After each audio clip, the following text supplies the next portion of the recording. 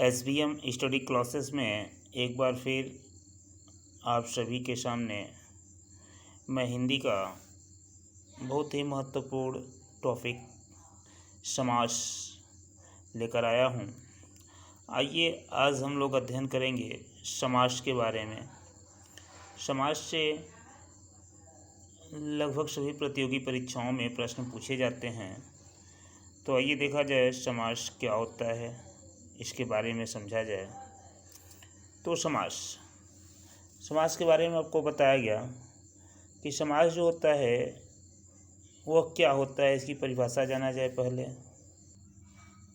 समास का शाब्दिक अर्थ संक्षेप होता है। संक्षेप में छोटा करना, अर्थात दो या दो से अधिक पदों के मध्य कारक चिन्हों का लोप करके उनको संक्षिप्त करना समास कहलाता है। अर्थात जब कारक चिन्हों का लोप हो जाएगा और शब्द छोटा हो जाएगा तो वो समास कहलाएगा। जैसे राजपुत्र का अगर समास विग्रह करेंगे तो राजा का पुत्र।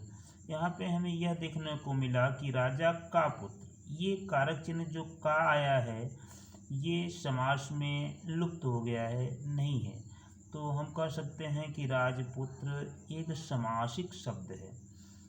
इसमें कारक चिन्ह का लोप करके राजपुत्र बना दिया गया है। आइए देखा जाए कि समास कितने प्रकार के होते हैं। तो पद प्रधानता के आधार पर समास के भेद के बारे में जानेंगे। तो समास के 6 भेद होते हैं। पद प्रधानता के आधार पर समास के 6 भेद होते हैं। अब ये 6 भेद कौन कौन से हैं जाना जाए। पहला, एक तरफ देखिए समास, एक तरफ प्रधानता। अब इसमें कौन सा पद प्रधान है जाना जाए। पहला है अव्ययीभाव समास। इस समास में पूर्व पद अर्थात पहला पद प्रधान होता है। याद रखेंगे, अव्ययीभाव समास में पहला पद प्रधान होता है। तथा तत्पुरुष समास, द्विगु समास और कर्मधारय समास। तत्पुरुष समास, द्विगु समास, कर्मधारय समास। इस समास में उत्तर पद अर्थात दूसरा पद प्रधान होता है। इन तीनों प्रकार के समास में दूसरा पद प्रधान होता है। तथा द्वंद्व समास में दोनों पद प्रधान होते हैं और बहुव्रीहि समास में कोई भी पद प्रधान नहीं होता, अर्थात इसमें अन्य पद प्रधान होता है, कोई तीसरा पद प्रधान होता है। अब जाना जाए कि द्वंद्व समास क्या होता है। द्वंद्व समास के बारे में जाना जाए। पहला अगर देखा जाए द्वंद्व समास कि द्वंद्व समास होता क्या है। तो द्वंद्व समास जिस समास में दोनों पद प्रधान होते हैं तथा विग्रह करते समय दोनों पदों के बीच और, तथा, एवं, अथवा, या आदि शब्दों का प्रयोग होता है उसे द्वंद्व समास कहते हैं। अर्थात जब समास विग्रह करेंगे तो दो पदों के बीच और शब्द, तथा शब्द, एवं शब्द अथवा या शब्द जरूर मिलेगा। अब आइए एग्जाम्पल के माध्यम से समझते हैं। जैसे अगर देखा जाए, पहला एग्जाम्पल माता पिता, अर्थात माता और पिता। यहाँ पे और शब्द आया, तो और शब्द आया तो आपको पता हो जाना चाहिए कि यहाँ पे द्वंद्व समास है। पाप पुण्य, पाप या पुण्य, या तो पाप या तो पुण्य। धर्माधर्म, धर्म अथवा अधर्म। यहाँ पे पहले में और, दूसरे में या और तीसरे में अथवा शब्द आया तो इसे ज्ञात होता है कि यहाँ पर द्वंद्व समास है। आगे बढ़ते हैं और आगे देखा जाए अगला एग्जाम्पल। तो अगला एग्जाम्पल है भला बुरा। भला बुरा, भला या बुरा विलोम शब्द हैं एक दूसरे के। ठंडा गर्म, ठंडा अथवा गर्म। आगे नोट देख लेते हैं। नोट में क्या है। द्वंद्व समास में दोनों पदों के मध्य प्रायः योजक चिन्ह लगा होता है। अर्थात जो द्वंद्व समास होगा दोनों पदों के मध्य प्रायः डैश योजक चिन्ह लगा होगा। जैसा कि एग्जाम्पल में आपको दिख रहा होगा, ये योजक चिन्ह है। ज़्यादातर शब्दों में योजक चिन्ह लगा होता है, वह द्वंद्व समास होता है। और प्रायः ये एक दूसरे के विलोम शब्द भी होते हैं। अगला देखा जाए द्विगु समास। यह क्या होता है? द्विगु समास की बात की जाए, जिस समास का पहला पद संख्यावाचक, पहला शब्द संख्यावाचक होगा और विशेषण भी होगा, संख्यावाचक विशेषण होगा, तथा दूसरा पद समूहवाचक होता है, उसे द्विगु समास कहते हैं। अर्थात पहला पद संख्यावाचक भी होगा, विशेषण भी होगा, तथा दूसरा पद जो है वो समूहवाचक होगा।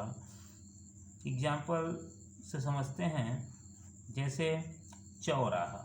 चौराहा में देखेंगे चौराहा, चार राहों का समूह, तो चौराहा चार है, तो पहला शब्द संख्यावाचक हो गया और समूह भी आ रहा है, तो चार राहों का समूह द्विगु समास होगा। पहला शब्द संख्यावाचक होगा परंतु अर्थ नहीं बदलेगा, अगर अर्थ बदल गया तब द्विगु समास नहीं होगा। पंचवटी, पांच वटों का समूह। शताब्दी, 100 वर्षों का समूह। और त्रिवेणी, 3 नदियों का समूह। नोट देखा जाए, नोट है कि द्विगु समास में समास विग्रह करने पर कोई तीसरा अर्थ प्राप्त नहीं होता तथा दूसरा पद प्रधान होता है। यहाँ पे कोई तीसरा अर्थ प्राप्त नहीं होगा, अर्थात अर्थ नहीं बदलेगा, और दूसरा पद सदैव क्या होगा? प्रधान होगा। तीसरा समास देखा जाए तत्पुरुष समास। तत्पुरुष समास क्या होता है? जिस समास में दूसरे पद की प्रधानता होती है तथा कारक चिन्हों का लोप होता है, वहाँ पे तत्पुरुष समास होता है। जैसे यहाँ पे कारक चिन्हों की बात की गई। कारक चिन्ह आपको पता होंगे, कर्ता ने कर्म को करण से, संप्रदान के लिए अपादान से, संबंध काके की अधिकरण में पर संबोधन ही हरे वो। तो कर्ता कारक और संबोधन कारक अर्थात पहला और लास्ट वाला छोड़ के अन्य सभी कारक चिन्हों का लोप होता है।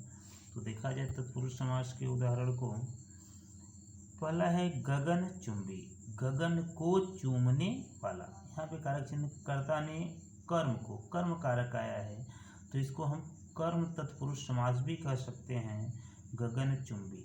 रस भरा का अगर समास विग्रह करेंगे तो होगा रस से भरा, और से किस कारक चिन्ह में आता है? कर्ता ने कर्म को करण से, अर्थात कर्ण तत्पुरुष समास यहाँ पर होगा। रसोई घर का समास विग्रह करें तो होगा रसोई के लिए घर, के लिए, तो ये किस समास में आए, किस कारक चिन्ह में आएगा? तो आएगा कर्ता ने कर्म को करण से संप्रदान के लिए, संप्रदान कारक चिन्ह का प्रयोग हुआ है, तो ये तत्पुरुष समास हो गया। अर्थात जहाँ भी कारक चिन्ह आएगा वहाँ पे तत्पुरुष समास ही होगा। बलहीन, बल से हीन कारक चिन्ह से आया। राष्ट्रपति, राष्ट्र का पति, यहाँ पे कारक चिन्ह का आया है। आगे बढ़ते हैं, देखा जाए गृह प्रवेश, गृह में प्रवेश, यहाँ पे समास विग्रह करने पर आया गृह में प्रवेश, में कारक चिन्ह। गृहागत, गृह को आगत। नोट पे ध्यान देते हैं, नोट तत्पुरुष समास में कर्ता कारक और संबोधन कारक की विभक्ति को नहीं लिया जाता, अर्थात यहाँ पर कर्ता कारक और संबोधन कारक का लोप होता है। अगला समास देखें, कर्मधारय समास। कर्मधारय समास क्या होता है, इसके बारे में जाना जाए। जिस समास का पूर्व पद अर्थात प्रथम पद विशेषण तथा उत्तर पद अर्थात अंतिम पद विशेष्य अर्थात प्रधान हो और लिंग तथा वचन में समान हो, वहाँ कर्मधारय समास होता है। जैसे महात्मा, यहाँ पर बताया गया पहला पद जो है वह विशेषण होगा। महात्मा अर्थात समास विग्रह करेंगे तो आएगा महान है जो आत्मा, अर्थात यहाँ पर पहला पद जो है वो महान, महान इसकी विशेषता बतला रही है, ये विशेषण है कि व्यक्ति महान है, तो पहला पद अगर विशेषण होगा तथा दूसरा पद विशेष्य होगा, जिसकी विशेषता बताई जाए वह विशेष्य होता है, तो वहाँ पर कर्मधारय समास होता है। जैसे पुरुषोत्तम, पुरुषों में उत्तम, जो पुरुषों में उत्तम हो उसे कहा गया पुरुषोत्तम। चंद्रमुख, चंद्रमा के समान मुख। कर्मधारय समास का जब हम विग्रह करेंगे तो मध्य में अक्सर हम देखेंगे कि कर्मधारय समास का विग्रह करने पर मध्य में है जो और के समान शब्द आते हैं। या तो है जो आएगा या तो के समान। जैसे पुरुषों में उत्तम, पुरुषोत्तम, है जो, महात्मा, महान है जो, आत्मा है जो, चंद्रमा के समान। यहाँ पे देखिए के समान आया है, यहाँ पे है जो आया है। तो जब हम लोग समास विग्रह करेंगे तो है जो या के समान शब्द आते हैं विग्रह करने पर कर्मधारय समास में। अब विभाव समास की बात की जाए तो विभाव समास क्या होता है? जिस समास का पहला पद अव्यय तथा प्रधान हो उसे विभाव समास कहते हैं। विभाव समास में पहला पद अव्यय भी होता है और प्रधान भी होता है। जैसे प्रतिदिन, प्रतिधन, दिन, प्रति, यहाँ पे प्रति अव्यय है और प्रधान भी है। आजन्म, आ, यहाँ पे देख रहे हैं आ अव्यय है या उपसर्ग भी कह लें तो आ, जहाँ पर पहला पद अव्यय या उपसर्ग हो वहाँ पे विभाव समास होता है। प्रतिकूल, प्रति, धनकूल बराबर प्रतिकूल। आगे देखते हैं कुछ अन्य एग्जाम्पल को।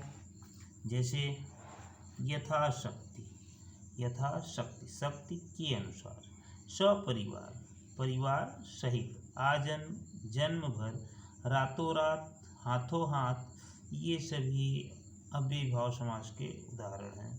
नोट की बात की जाए तो अव्ययीभाव समास का पहला पद जो होता है वो छोटा तथा प्रधान होता है। इसमें ज़्यादातर देखेंगे पहला पद छोटा होगा और प्रधान होगा। आइए लास्ट समास की बात कर ली जाए। वीडियो को बहुत बड़ा न करते हुए हम लोग लास्ट समास को पढ़ेंगे, बहुव्रीहि समास।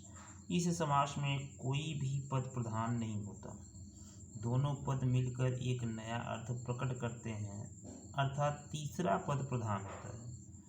बहुव्रीहि समास बड़ा ही महत्वपूर्ण समास है।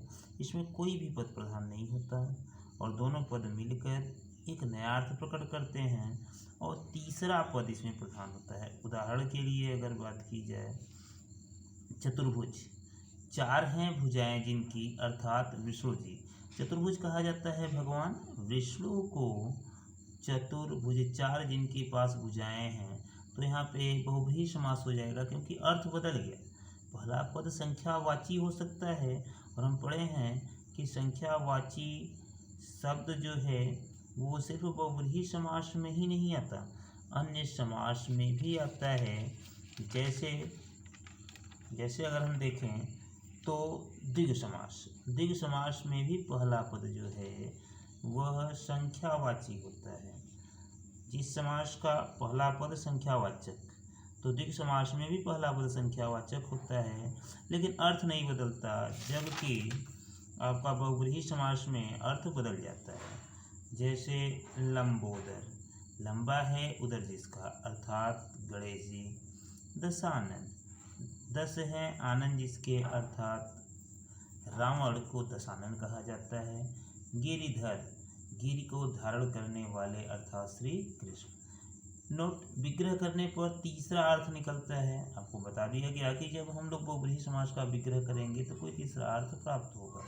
दूसरा, यदि प्रश्न के विकल्प में कर्मधारय, द्विग और बहुव्रीहि तीनों दिए गए हैं तब हमेशा आपको बहुव्रीहि पर ही ट्रिक लगाना है। जैसे अगर ये सब शब्द आ गए, नीलकंठ, तो नीलकंठ में आप देखेंगे कि इसमें द्विग समास भी है, बहुव्रीहि समास भी है और कर्मधारय समास भी है।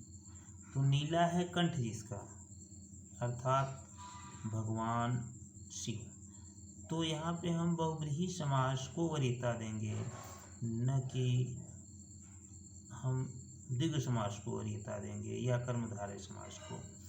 पीताम्बर, पीला है वस्त्र जिसका या पीले वस्त्रों वाले, दो प्रकार से इसका समास विग्रह हो सकता है।